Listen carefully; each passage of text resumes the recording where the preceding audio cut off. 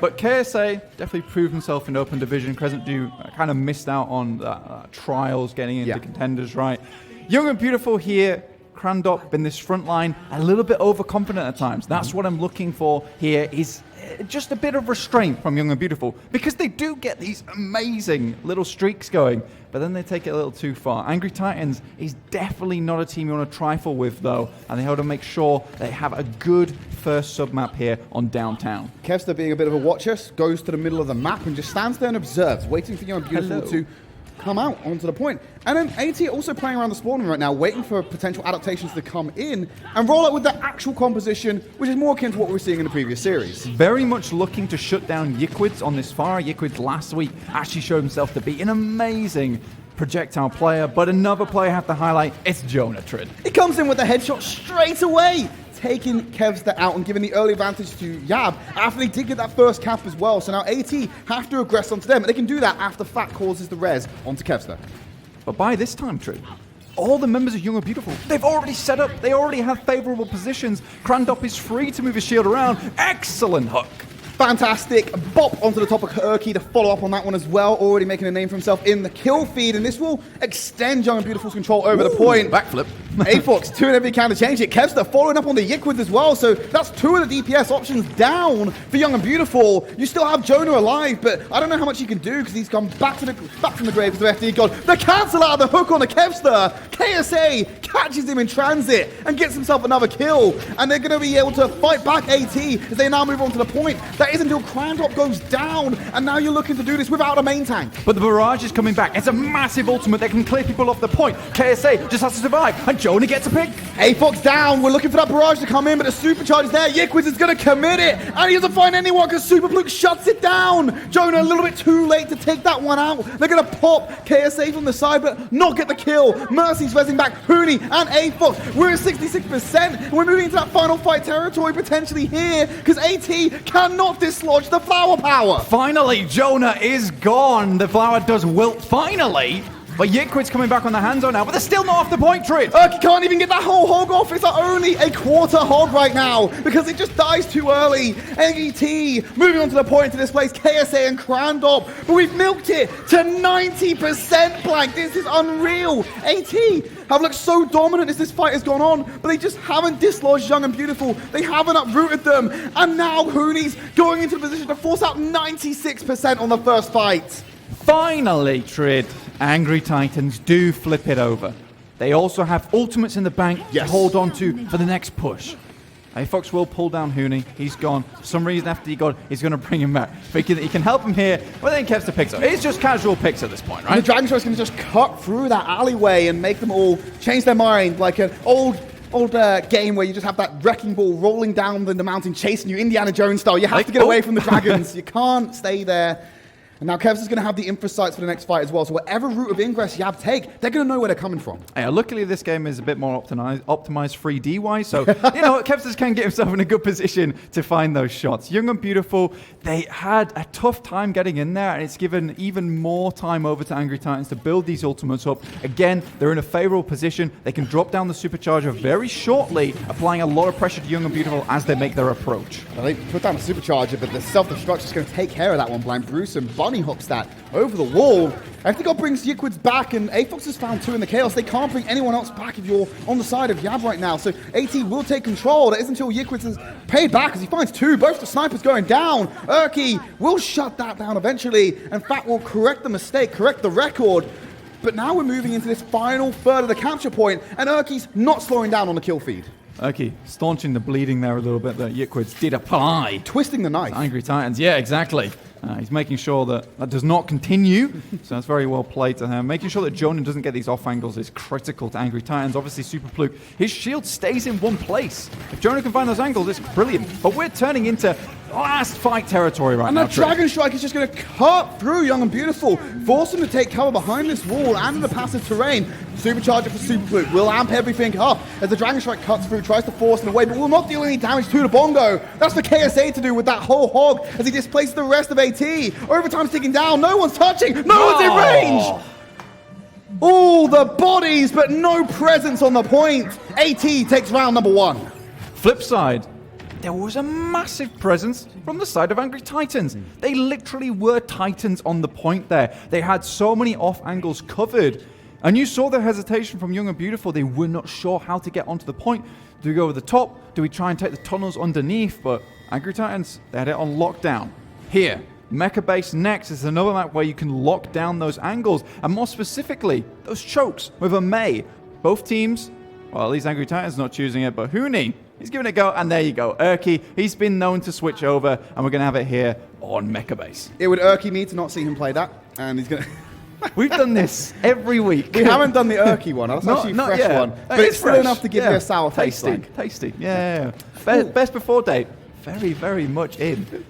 Well, hopefully KSA is not going to expire after just coming in. We've only just picked him up from the market, so let's see how he can play out on the rest of this series. Already taken a few shots from Kevster, but it's FD God to be the first one going to the grave, and he can't res that. He can't res himself. Huni maybe spotted out by the Venom Mine here if he presses over, but it's just easy right now. Kevster didn't even need to get the headshot, as he just goes ahead for another dink off the back of the grapple, challenging Jonah, and the challenge was not met. He did not rise to the occasion. He went 6 feet under instead. And now Crandops just easy picking for Superfluke. First cap going over to AT. And now, who else is going to rise? The control percentage here for Angry Titans. Of course. They're going to have the Infrasight 2, which means that Erky's going to be able to set up that wall placement extremely easily as they next come in. So far, it feels like Kevster is playing angles and terrain perfectly, and Jonah is being shut down by a lot of the members from Angry Titans. Superfluke just continuing a constant stream of DPS into them. And the leisurely stroll continues as both Crandop and FD God are taken out, so that 20% suddenly becomes 40% blank minimum. And when you're staggering Yikwitz on the back end of that, who honestly is being very greedy there to fall into that, it's now probably going to become 50. And this is exactly what I was talking about at the beginning of the series. We saw a little bit of restraint on Downtown, and they did wonderfully. And now we're starting to see Young and Beautiful make some of those simple mistakes, a little bit of mispositioning here and there, and Angry Titans are very, very happy to take advantage of it. Once again, another Infrasight available. And he just spots them going down this lower route. The Maywall is there perfectly to stop the retreat. And they're in a shooting gallery for Kevster. All the ducks are in a row to be knocked down.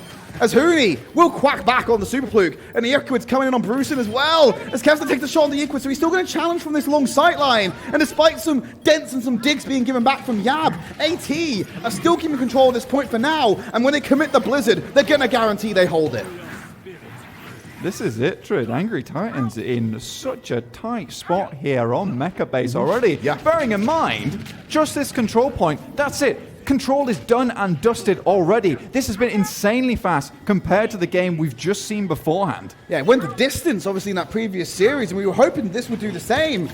But AT just seem to have control right now. AFOX will go down without getting Dragon Strike off. We're in final fight territory for Young and Beautiful, as they want to take this high ground first and then transition over to the point. Jonah is going to be the one to just take out AFOX. He's the one claiming that kill. That has popped the Valkyrie, and he's going to try and keep AT topped up to challenge this into overtime. This has to be the fight for Young and Beautiful. If it's not now, it is absolutely never, Tridd. KSA isolated, but he will not be destroyed just yet. The frozen status coming into him as Kevster will take out Yikwitz. Changes his attention to the other sniper, needs to deal with Jonah, changing up the angle, going to add some elevation to that one. But Yikwitz returns back on the Brucein. Overtime's now in effect, and Young and Beautiful are on the point. They're going to get rid of Superfluke and will get the flip. But it demands perfection to force out this final round.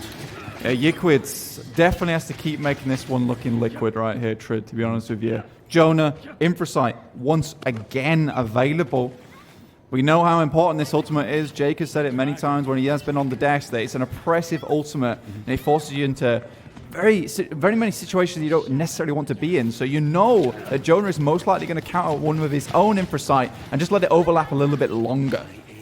And he's done enough of that window right now, Blank, because he's still sitting on the Infrasights now, so he's going to have that opportunity to attack. And you're right, Blank. Not if they lose 2 before that information's only been given. Make that 3 as Jonah will hold on that ultimate and take it to the grave with him. Yikwitz has to challenge Kevster. Brucein's done enough to take out KSA and Huni. Flip comes in, and finally that bullet hits the dome. They're rolling out with anything they can to try and get onto the point. Quite literally, if you're Crandop, and the Guardian Angel has been struck out of the skies. AT, if they can deal with Huni, will secure Mecha Base and take Busan. Not much of a Guardian Angel there, Tridd. Hasn't done too much guarding at all, more like just an angel, which with the wings clipped too. It's been a very, very tough control there for Young and Beautiful. And after AT, took a little bit of percentage, a little bit of hurt. They were like, you know what, it's time to give it back. It's like the Muhammad Ali fight. He was on the ropes for a little while, and then he flung back. It's tough for Young and Beautiful so far, that's for sure. Flower power needs to be in full effect if they want to have a chance at making it to playoffs. Like we said, they force out map number 5. They've done the deed, even if they lose the series. Not looking good for them so far, but we still have plenty more maps to come. Join us after the break.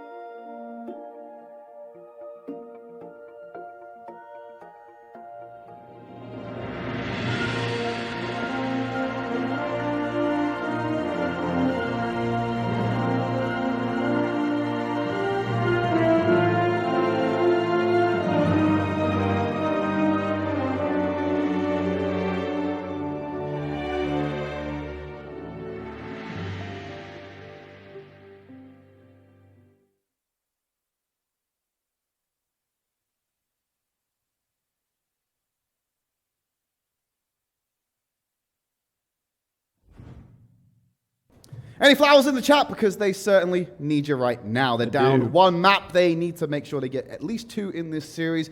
The only way you can do that, though, Blank, is by forcing out map number 5 or just having a reverse sweep right here, right now. We're going to be jumping over to Paris very shortly. And Blank, I want to get your thoughts on who you think has the edge in this particular map. Well, so far, we have to say it is AT.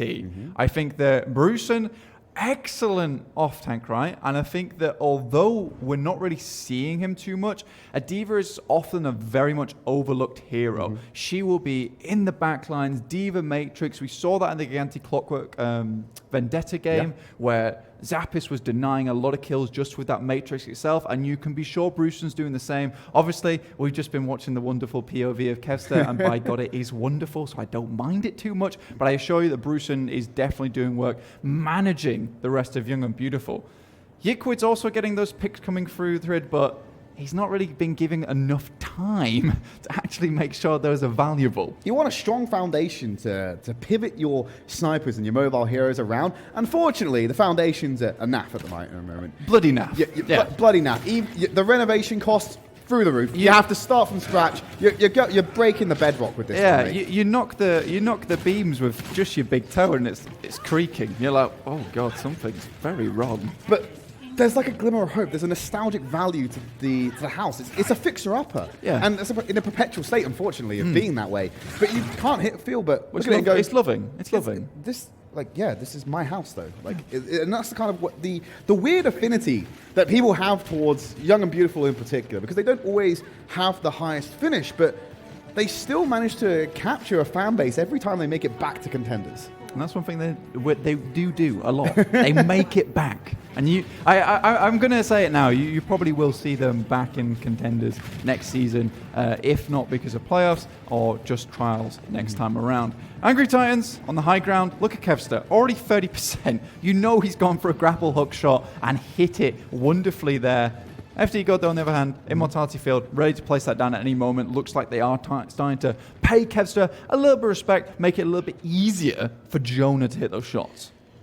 I'll tell you what, with the angle that Kevster's holding, it's not going to be easy at all. That Venom Mine will feed over information, but his team's so forward right now, they'd see it regardless. Immortality Field actually being used to keep Young and Beautiful up.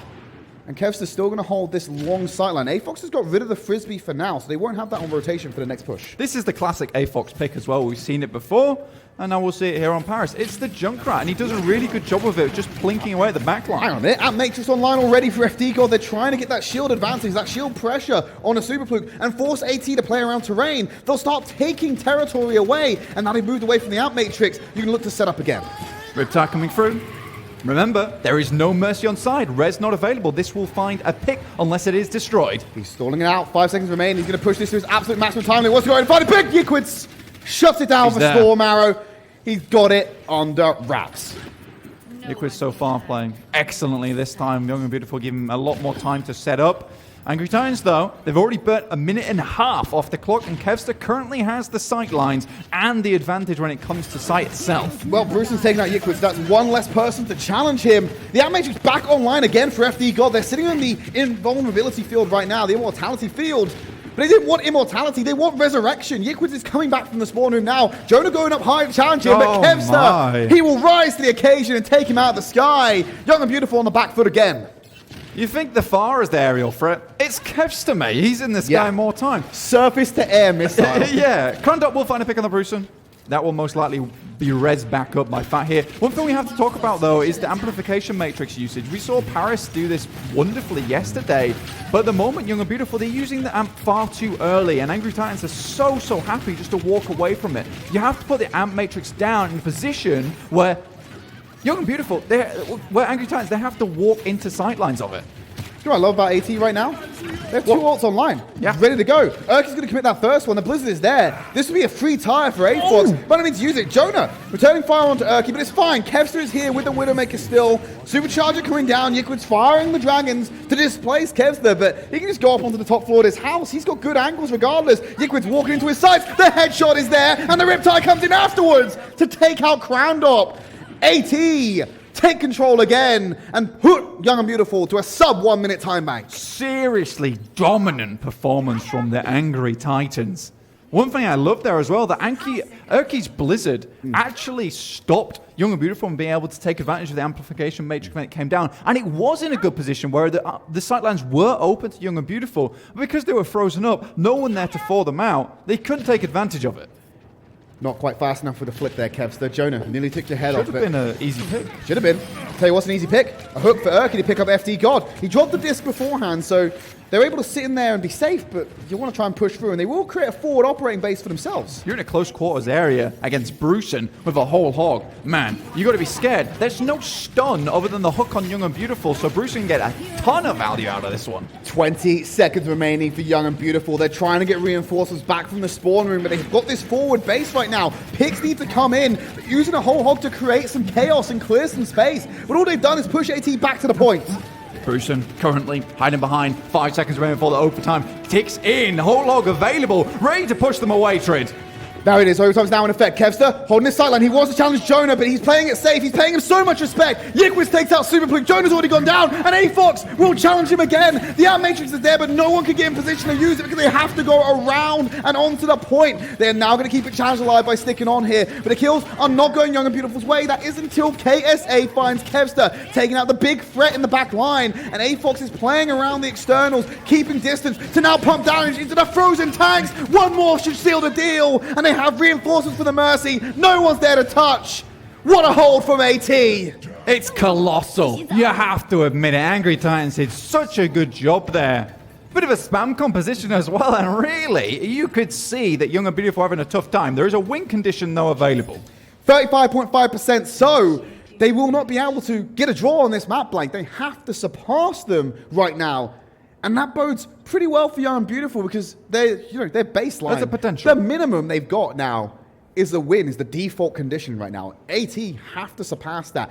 Truth be told, though, when we're looking at point A, we see a lot of teams manage to get this capture. So if you're Young and Beautiful, you're still not out of the fire yet. Not at all. Really, it's just starting to heat up now, to be honest with you. Angry Titans now on attack. And he'd be sure as hell that a Widow on attack is much more dangerous than a Widow on defense. Now, Widow on attack can pop up from any angle. The defending Widow, she's going to hold one angle, and as long as information is passed across, Kevster will be able to take an amazing hook shot and find that one easily. We even saw it right there where we even called it out. Kevster, way too slow on the flick. If Jonah had just a little bit more accuracy, should have been a pick onto him in the high ground. If Kevster recreates that on the offense and Jonah's in the same position, maybe we don't see the outcome here, Blank. Maybe the script gets rewritten, and that's going to be your big threat going down in the back line. Because so far, there really hasn't been a Widow that's come out on top so far. I think really Kevster's been given a lot of ability, a lot of room to perform super well, but Jonah, a lot of his tanks are dying much of the time, but even so, he's still holding his own when it comes to the 1v1s between him and Kevster. Now they're going to go on to the offense. AT don't have too much of a tall order to meet or to match. Yikwitz going over to the Torbjorn on the defense here. Fat now flexing over to the Batiste. It's obviously the offensive pick of choice. There's that angle from Kevster already. No one steps out into his line of sight. I'm sure they can get through this small choke where you can be sure that a lot of spam is going to be coming through. You do need that immortality field just to post up here. So when the shield goes down like it just did, you don't get immediately headshot. You see how wide Kevster's trying to play this, though, Blank. He's looking for that angle. He's trying to be very conscious of where Jonah is. He's already dinked a shot into Super Pluke. And that information will be fed over. You can have a rough idea of where he's at. Urki, he's going to go upside to try and challenge them. There's that turret from Yikwitz being down. The hook comes in after the Holt affected the rest of AT. No one's picked off yet, so this is good news for them. Bad. You're pulling the Orisa. Now the Amp is online, and he couldn't get behind the shield to protect himself. This is the exact way that you need to use the amplification matrix. Where do they go after that, Tridd? They're losing two already. Your big stall from Hooney's gone, and so's Trandom, who has to switch over to the Wrecking Ball to get back fast. And I think Hooney has to do the same. Kevster shutting everything down. They're not stepping on the point. They've got the angles. AT matched that very small order and already pushed themselves to series point at the half.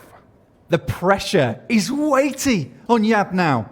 A reverse sweep has to happen, or at least they get themselves to that 5th map.